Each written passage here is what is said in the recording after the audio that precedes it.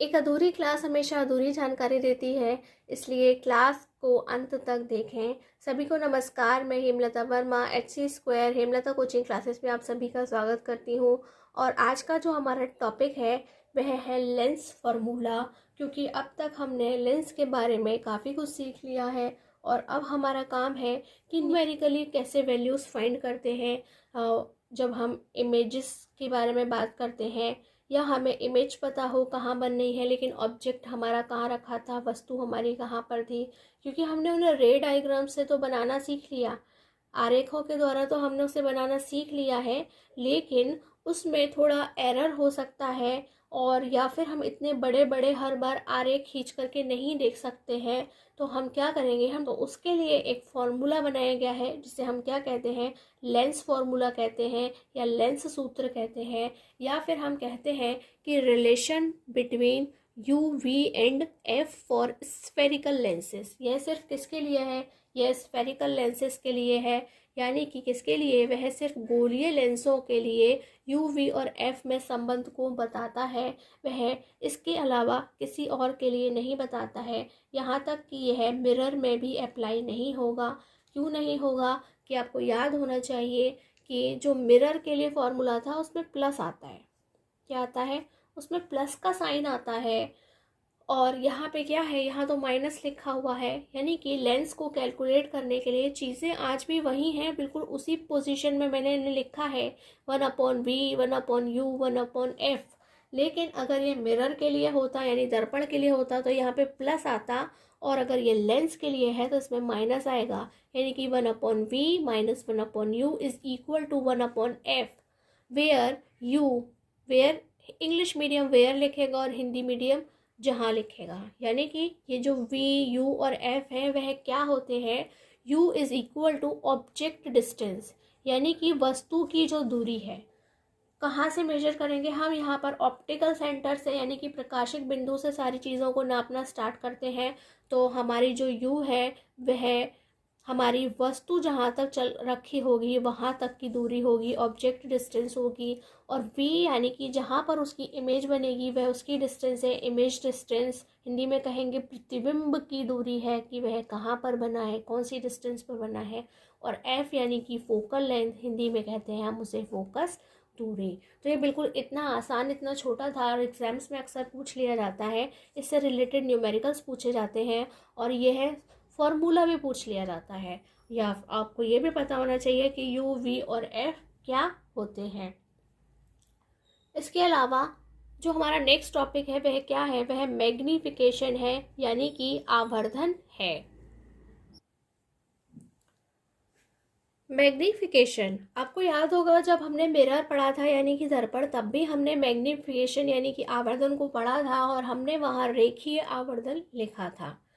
Magnification is expressed as the ratio of the height of the image to the height of the object।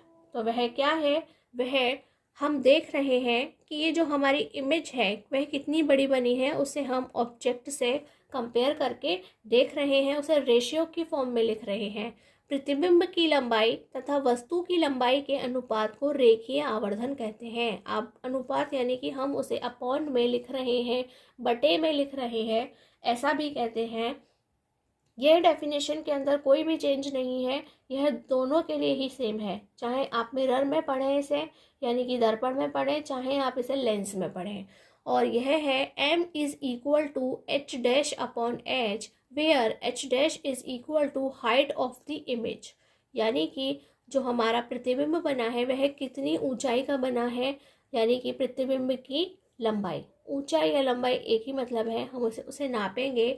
और जो हमारी height है, जो h है, वह क्या है, हाइट ऑफ द ऑब्जेक्ट, वह वस्तु की लंबाई होती है।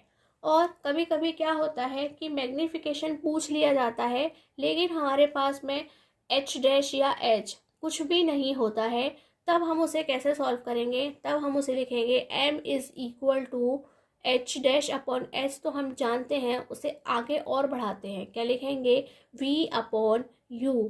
अब यहाँ पर थोड़ा सा चेंज है, वह चेंज क्या है कि जब हमने इसे दर्पण के लिए यानी कि मिरर के लिए पढ़ा था तब इसके फॉर्मूले में यहाँ माइनस आता था, यानी कि वो नेगेटिव होता था, लेकिन ये कैसा है, ये पॉजिटिव है। यहाँ पर अगर हमारे पास m की वैल्यू h और h डैश के टर्म्स में नहीं होगी तो हम कैसे भी निकाल सकते हैं, m is equal to v upon u, यानी कि हम इसे फर्स्ट सेकंड थर्ड बोले तो हम अपना क्वेश्चन सॉल्व करने के लिए एक बार में किसी भी दो को ले सकते हैं, यानी कि मैं m फर्स्ट और सेकंड को एक साथ लिख सकती हूँ, m is equal to h dash upon h, या फिर मैं सेकंड और थर्ड को एक साथ लिख सकती हूँ, h dash upon h is equal to v upon u, या फिर मैं क्या कर सकती हूँ, मैं डायरेक्ट फर्स्ट और थर्ड को एक साथ रख सकती हूँ, m is equal to v upon u।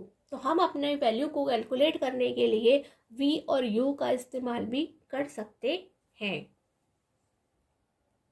अब हम एक बार फिर से अपनी पुरानी क्लास में वापस लौटते हैं तो आपको याद आएगा कि हमने यहाँ पर 5 केसेस लिखवाए थे जब हमने मैग्नीफिकेशन यानी कि आवर्धन को पढ़ा था। तो m की वैल्यू क्या आती है, कैसी आती है, उससे डिसाइड होगा कि ये जो हमारी इमेज है वह कैसी बनेगी, उसका साइज क्या होगा। तो हम m से भी देख करके बता सकते हैं। तो मैं आपको एक बार फिर से याद दिलाना चाहती हूँ कि अगर m की जो वैल्यू है यदि पॉजिटिव हो, यानी कि कैसी हो, वह धनात्मक हो, तो क्या होगा, जो हमारी इमेज यानी कि प्रतिबिंब बनेगा वह कैसा होगा, वह वर्चुअल और इरेक्ट बनेगा, यानी कि वह आभासी व सीधा होगा।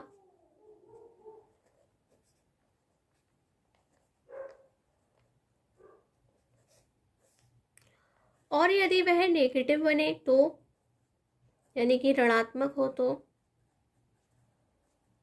यह सॉल्व करने के बाद पता चलेगी या क्वेश्चन में मिला होगा कि m की वैल्यू नेगेटिव है या पॉजिटिव है।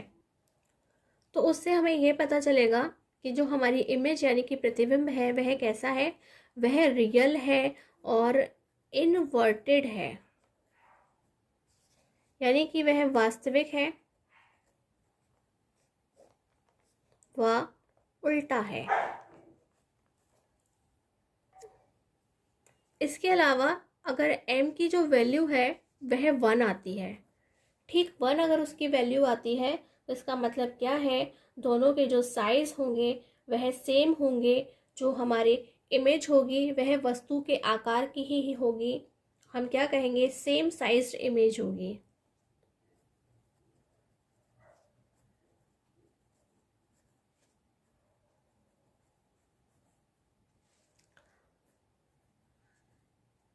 वस्तु के आकार का प्रतिबिंब बनेगा।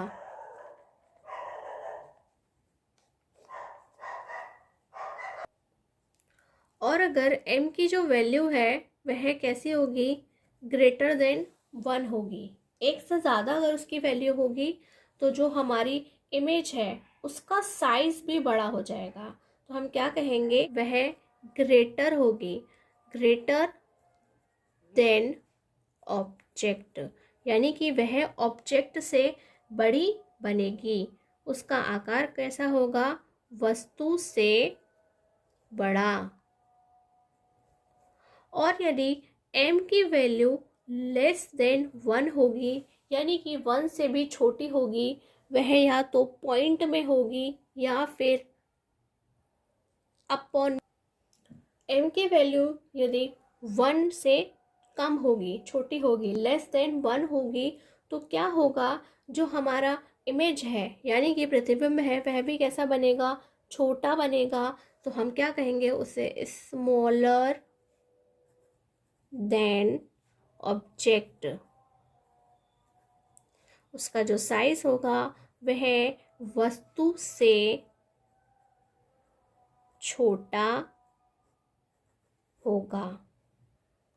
तो यहाँ आपको ये पांचों केसेस को याद रखना बहुत ज़रूरी है। ज़रूरी इसलिए है कि वह क्वेश्चन में लिख देंगे m की वैल्यू, तो ये आपको ध्यान रखना पड़ेगा, ठीक, कि वह कितनी होगी। या कभी कभी वे आपसे पूछ लेंगे कि अगर m की वैल्यू 1 होगी तो कैसा इमेज बनेगा, कम होगी, ज़्यादा होगी तब कैसा बनेगा, m की वैल्यू पॉजिटिव होगी तो कैसा बनेगा, या फिर m की वैल्यू नेगेटिव होगी तो कैसा बनेगा। इसलिए 5 केसेस याद रखना बहुत ज़रूरी है। और इनमें मिरर के लिए और जो हमारे लेंस हैं उनके लिए कोई भी चेंज नहीं है, ये 5 केसेस बिल्कुल उसी तरह से चलेंगे। नेक्स्ट हमारा टॉपिक है पावर ऑफ अ लेंस, यानी कि लेंस की क्षमता। यह क्या होता है। ज़्यादातर लोग क्या लगाते हैं, जब उनकी आंखें ठीक से काम नहीं करती हैं, यानी उन्हें ठीक से दिखाई नहीं देता है, तो वह क्या करते हैं, वे डॉक्टर के पास जाते हैं, चेकअप कराते हैं और चश्मा लगवाते हैं। ठीक है, तो जब चश्मा लगवाते हैं तो पहले आंखें टेस्ट होती हैं।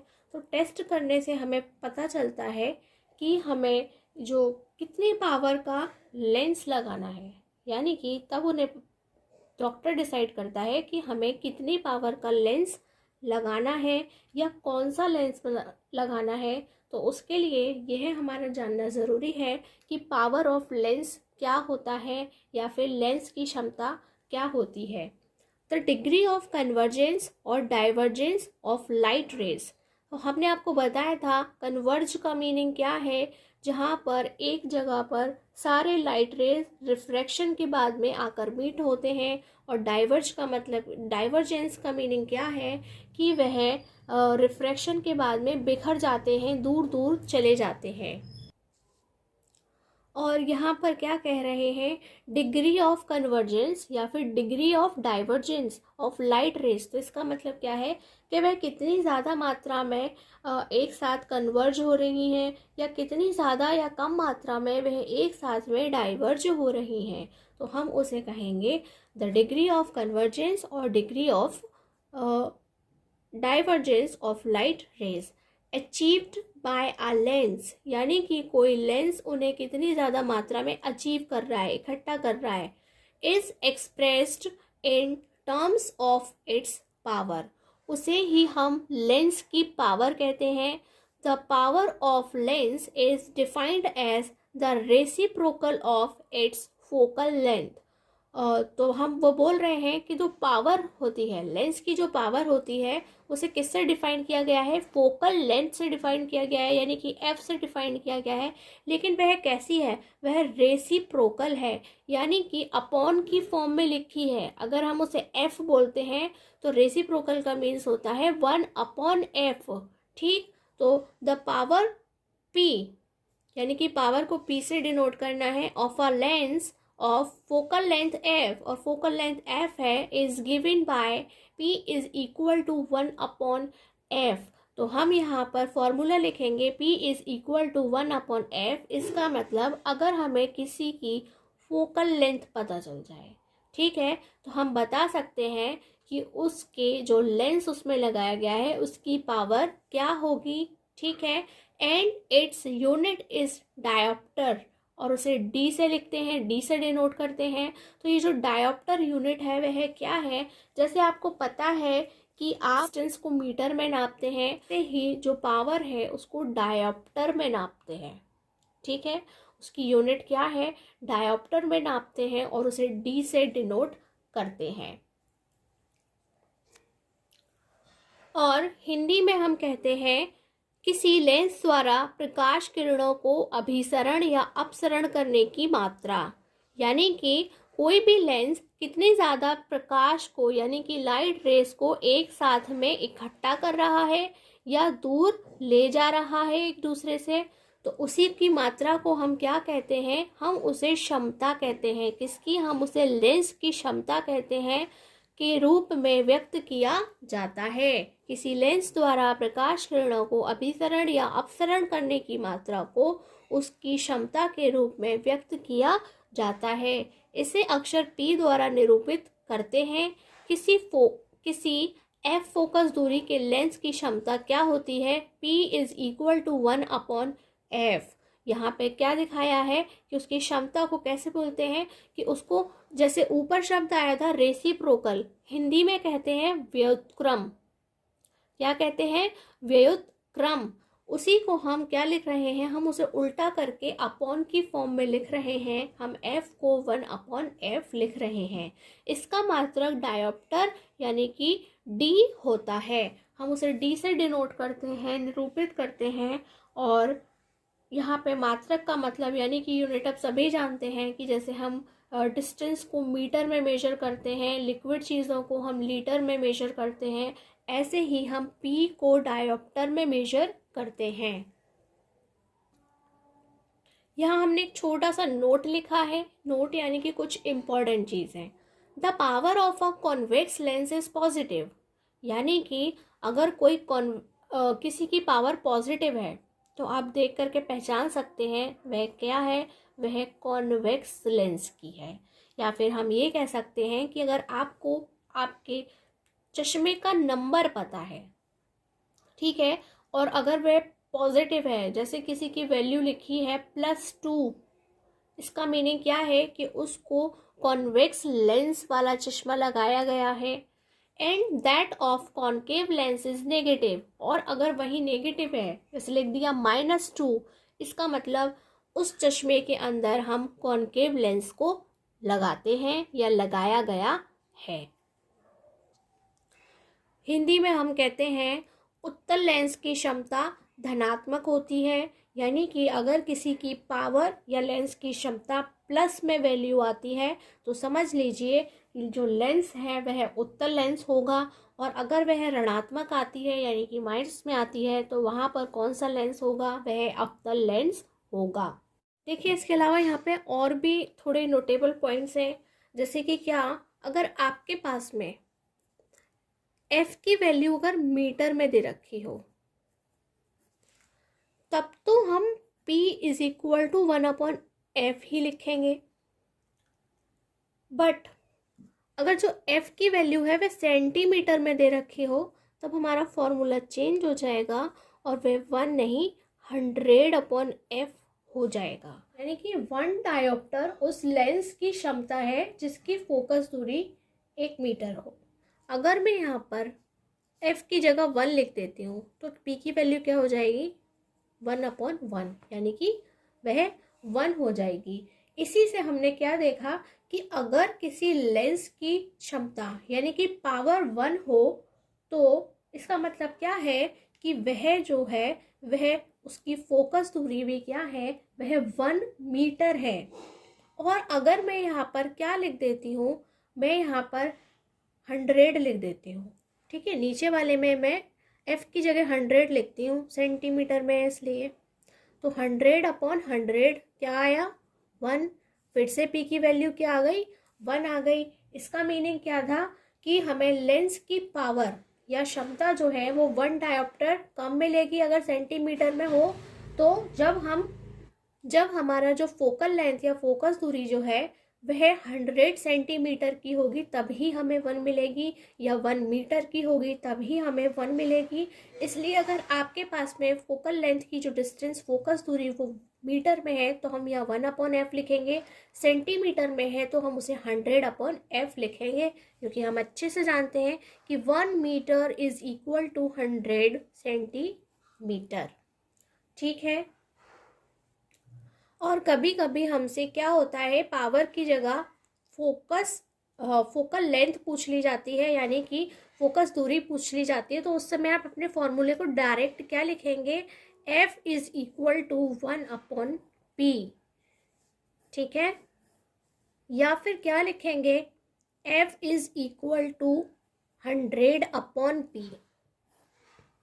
ये भी आपको याद रखना है।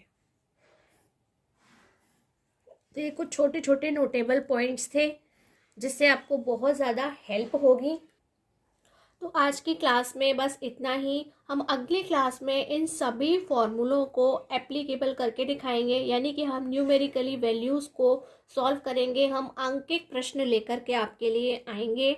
और आज की यह क्लास आपको कैसी लगी हमें कमेंट बॉक्स में ज़रूर बताएं। और अगर आपको यह क्लास समझ में आई हो तो प्लीज़ हमारे चैनल को सब्सक्राइब करें, वीडियो को लाइक करें। सभी को नमस्कार, धन्यवाद।